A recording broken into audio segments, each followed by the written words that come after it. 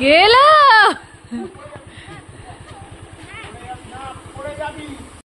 High বন্ধুরা, তো welcome back to my channel and welcome to glam mantra. তো তোমাদের সবার ভালোবাসার আশীর্বাদে আমার 5000 সাবস্ক্রাইবার কমপ্লিট হয়েছে। অনেক বছরের অপেক্ষার পর অ্যাট লাস্ট এত সাবস্ক্রাইবার করতে পেরেছি, সত্যি আমার খুবই খুশি হয়েছে।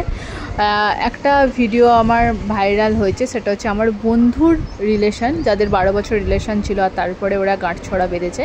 তো ওই শর্টসটা তোমরা অনেকে খুব পছন্দ করেছে, তার জন্য অনেক অনেক থ্যাঙ্কস। তো আজকে তোমাদের সাথে শেয়ার করব জামাই ষষ্ঠীর দিনের ভিডিও।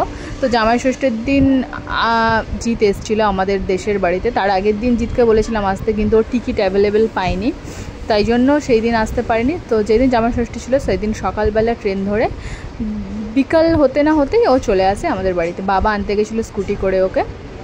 তো দেখো জিৎ এসে গেছে আর আমি বাইরে অপেক্ষা করছিলাম। ও ফোন করেছিল যে স্টেশনে নেমেছে আর বাবার সাথে দেখা হয়েছে। তো আমি তাই জন্য বাইরেটা বসেছিলাম দরজার সামনে, আর বাবু ওদিকে খেলছিল। তো বাবু তোর বাবাকে দেখেই মানে পুরো চমকে গেছে। তারপরে যাই হোক, ও অনেকদিন পর বাবাকে দেখছিল বলে বাবার কাছে অতটা যেতে চাইছিল না, কিন্তু মনে মনেও ভীষণ খুশি হয়েছিল। কারণ ও মাঝে মাঝে বলতো মা বাবার কাছে চলো না, বাবার কাছে চলে যাই। তো এতদিন পর ওর বাবাকে দেখলে খুশি হয়েছে, কারণ ওর বাবা ওকে অনেকটাই ভালোবাসে। তো চলে এবার জামাই ষষ্ঠীর খাওয়া দাওয়াতে চলে যাই। তো এইটা হচ্ছে জামাই ষষ্ঠীর খাওয়া দাওয়া। এটা দুপুরবেলায় মা করে রেখেছিলো, আর অল্প কিছু ভাজাভুজি সেগুলো রাত্রিবেলা করেছিল। তো 5 রকম ভাজা হয়েছিল, মাটন হয়েছিল, মাছ হয়েছিল, পাঁপড়, স্যালাড, দই, মিষ্টি, চাটনি, যতটা পেরেছিল মা করেছিল। আমিও মাকে হেল্প করেছিলাম। আর এইটার শর্টসও আমার চ্যানেলে আপলোড করা আছে, তোমরা চাইলে গিয়ে দেখতে পারো। এই শর্টসটাও দেখেছি, মোটামুটি ভিউজ এসছে, তো তোমরা চাইলে শর্টসটা গিয়ে দেখতে পারো। তারপরে আমরা বেরিয়েছিলাম সন্ধেবেলার দিক করে আমাদের এখানে গোপালপুরে ঘুরতে। তো দেখো এখানে এরকম টাইপের একটা দোকান ছিল, তো ওখানে গিয়ে আমরা কিছু খেয়েছিলাম। তো কি খেয়েছি এবার তোমরা চলো চটপট দেখে নাও।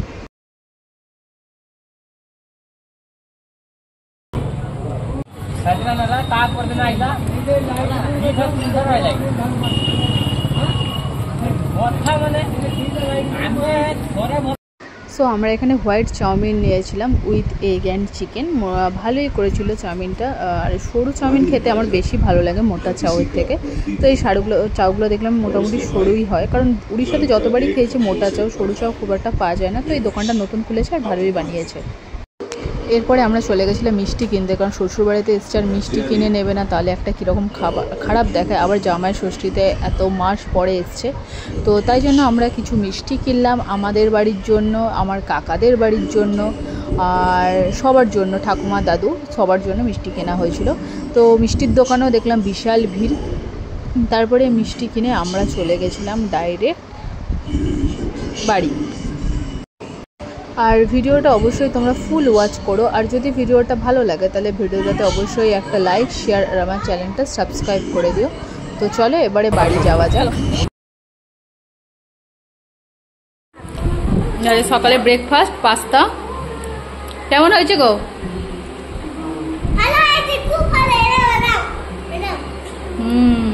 Thank you. আর এই যে বাবু কালকে পড়ে গিয়ে মাথার এখানটা লেগে ফুলে গিয়ে পুরো কেটে মতো গিয়েছিল, অনেকটা ফুলে গেছিলো। বরফ দেওয়ার পর এখন একটু ঠিক আছে। আর এই যে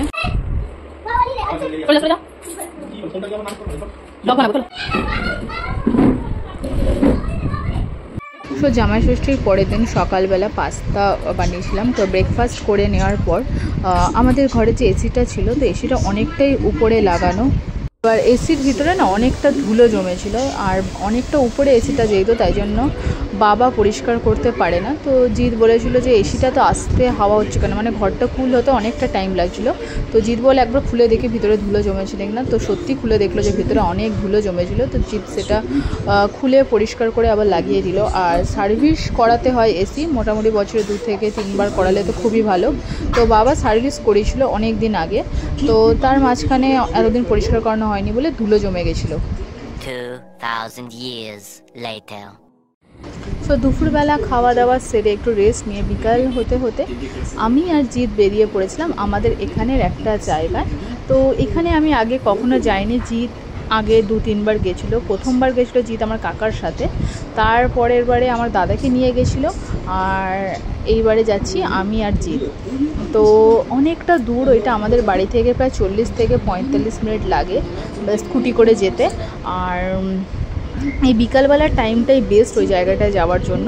তো আমাদের বাড়ি যেহেতু উড়িষ্যার সমুদ্রের অনেকটাই কাছে, তো আমরা যাচ্ছিলাম সমুদ্রের পাড়ে। তো জায়গাটার নাম হচ্ছে তালপদা। আমাদের বাড়ি থেকে 45 মিনিটের রাস্তা স্কুটিতে। রাস্তার পাশে বিকালবেলার গধূলির সময় চারিদিকে খালি গরু আর ছাগলের পাল সব রাস্তায় দেখতে দেখতে যাচ্ছিলাম, আর সবুজ আর সবুজ। আর এখানকার অক্সিজেনও নাকে গেলে মনে হয় সত্যি কত মানে বিশুদ্ধ অক্সিজেন টানছে। আর কলকাতায় বাইরে বেরোলেই খালি ঘর বাড়ি, গাছ তো নেই। আর মেন রোডের দিকে গেলে খালি যানবাহনে ভর্তি, খালি কালো ধোঁয়া। আর এখানে বেশ ভালো লাগে দেশেতে। বাবানকে নিয়ে যায়নি, কারণ ওই জায়গাটা সমুদ্রের ধার, ওখানটা অতটা লোকারণ্য নয়, আর ওখানে বাচ্চাদের খুব একটা নিয়েও যায় না, তাই জন্য ওকে নিয়ে যায়নি। ও বোনদের সাথে খেলছিল, আর আমরা লুকিয়ে চলে এসেছি, নাহলে ও দেখলে কিন্তু বায়না করতো যাওয়ার জন্য। আর এই দেখো রাস্তায় আমরা স্কুটি চালাতেই পারছিলাম না, কারণ সব গরুরা বাড়ি ফিরছিল। রাস্তায় চারিদিকে যানজট আর যানজট, মানে কিন্তু গাড়ি ঘোড়া যানজট নয়, কিন্তু জীবজন্তুর যানজট। দেখেও মনটা জুড়িয়ে যায়, দেখেও শান্তি লাগে। কি সুন্দর দেখো চারিদিকের আবহাওয়াটা। তো এই করতে করতে আমরা পৌঁছে গেলাম তালপদা। আর জায়গাটা তোমাদেরও আই থিঙ্ক খুব ভালো লাগবে। আর থামো তো, তুমি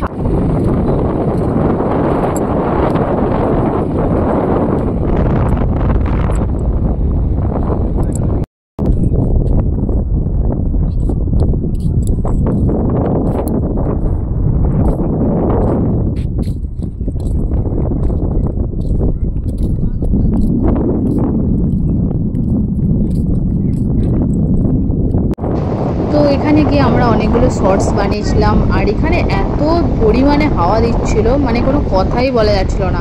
ফোনটা সামনে নিয়েও মানে মুখের সামনে কথা বললে তবে শোনা যাবে, তো ওইরকম করে তো আর ভিডিও করা যায় না। আর আমার কাছে সত্যি কথা বলতে কোনো মাইক্রোফোন নেই যে এটা দিয়ে আমি ভিডিও করি। ঘরেতেও আমি ফোনেতেই নর্মালি ভিডিও করি, আর ওখানেও সেরকম তাই জন্য কিছুই ছিল না। আর চারিদিকে মোটামুটি ভালোই ভিড় ছিল। আর কি সুন্দর দেখো লাগছে সূর্যটা, আর গাছপালা একদিকে, একদিকে সমুদ্র, মাঝখানে বালি। লোকও মোটামুটি ভালোই ছিল। এই বিকালবেলার দিকটা করে এখানে লোক আছে, সন্ধ্যাবেলার দিকটা এখানটা মোটামুটি ফাঁকাই হয়ে যায় অন্ধকার নামলে। আর আমি এখানে গিয়ে বেশ কটা রিল শর্টস বানালাম, তোমরা চাইলে আমার ভিডিওতে গিয়ে শর্টসগুলো দেখতে পারো। তো বেশ ভালোই লাগলো জায়গাটা। তোমরাও যদি এই জায়গাটা চেনো তো এখানে যেতে পারো।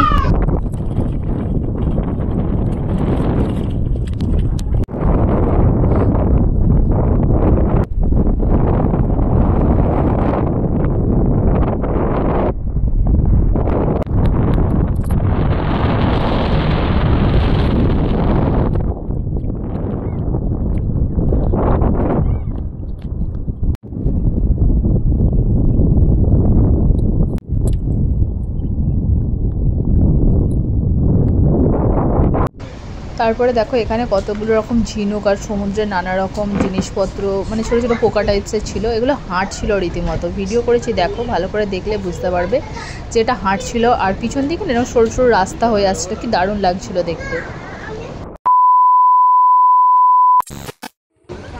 তো তারপরে আমরা ঘরে এসেছিলাম, ঘরেতে এসে বাবানকে নিয়ে আবার আমরা বেরিয়েছিলাম গোপালপুর যাব বলে। তো সেদিন ছিল ফাদার্স ডে আর বাবার জন্য, আর মায়েরও সেদিন জন্মদিন ছিল, তার জন্য ভেবেছিলাম কিছু কিনে নিয়ে আসি। তো যে বয়স্ক লোকটাকে দেখলে সেটা হচ্ছে আমার নিজের ঠাকুরদা। তার বয়স হচ্ছে 93 কি 95 এইরকম বয়স হবে, তবুও হাঁটা চলা কাজকর্ম সব কিছু করে। বরঞ্চ আমাদের থেকে আরও ভালো সুস্থ সবল আছে, শরীরে কোনো রোগ ব্যাধি নেই। তারা যেন এরকম সুস্থ সবল থাকুক, এটাই প্রার্থনা করি ভগবানের কাছে। তো দেখো আমরা ড্রেস চেঞ্জ করেছিলাম, ফ্রেশ হয়ে তারপরে আবার বেরিয়েছিলাম। তো মোটামুটি অন্ধকার নেমে আসছিল, চারিদিকটা দেখে বুঝতে পারছো। তো আমরা চলে গেছিলাম ওখানকার সামনেই একটা কেকের দোকানে। তো ওই দোকান দিয়ে বাবানের আগের বছর যখন জন্মদিন হয়েছিল আমাদের দেশের বাড়িতে, ওখান দিয়ে আমরা কেক কিনেছিলাম। তো তাই জন্য ওই দোকানটাতেই আমরা গেছিলাম। তো গিয়ে কী নিলাম চলো দেখে নেবে আমার সাথে সাথে তোমরাও।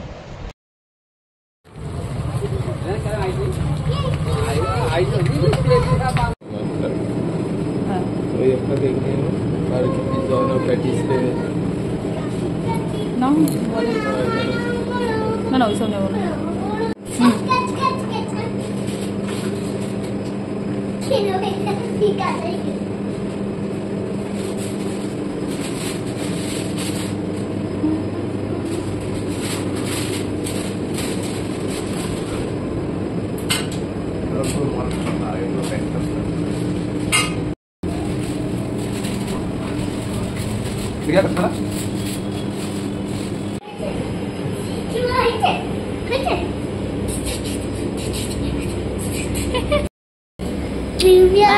করে দিচ্ছি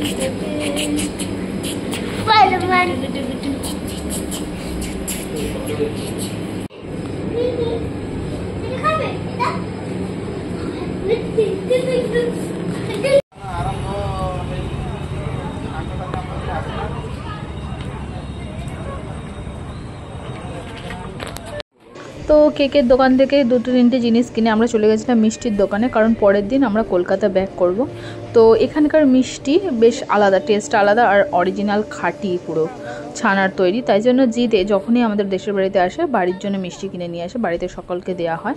তো সেই হিসাবেই আমরা দোকানে গেছিলাম মিষ্টি কিনতে। তো মিষ্টি ফিষ্টি কিনলাম ঘরের জন্য, আর আমরা ওখানে একটু মিষ্টি খেলাম। খেয়ে দেয়া তারপরে আমরা বাড়ি চলে এলাম। আর বাড়িতে এসে বাবা মাকে বললাম যে এইগুলো তোমরা এবারে কাটো। হ্যাঁ, তো মা তো দেখে খুবই খুশি হয়েছিল, বাবাও খুশি হয়েছিল।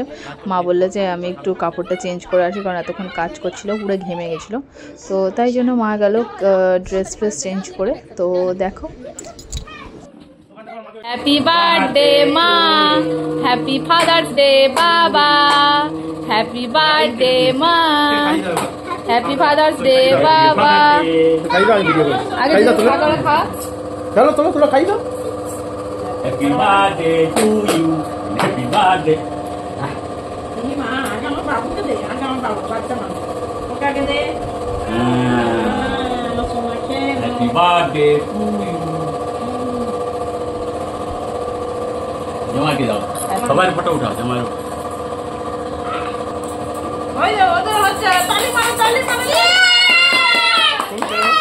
তো আজকের ভিডিওটা আমি এখানেই এন্ড করলাম। ভিডিওটা যদি তোমাদের একটুও ভালো লেগে থাকে তাহলে ভিডিওটাতে অবশ্যই একটা লাইক, শেয়ার আর আমার চ্যানেলটা সাবস্ক্রাইব করে দিও।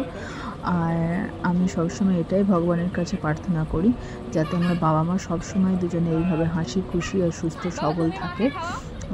এর থেকে বড় পাওনা হয়তো জীবনে থাকে না, যে বাবা মার মুখে যদি একটুখানিও সামান্য হাসি ফোটাতে পারি, কারণ তারা আমাদের জন্যই তাদের পুরো জীবনটা উৎসর্গ করে দেয়। এখন আমি বুঝতে পারি মা হওয়ার পর যে বাবা মায়ের গুরুত্বটা ঠিক কতটা।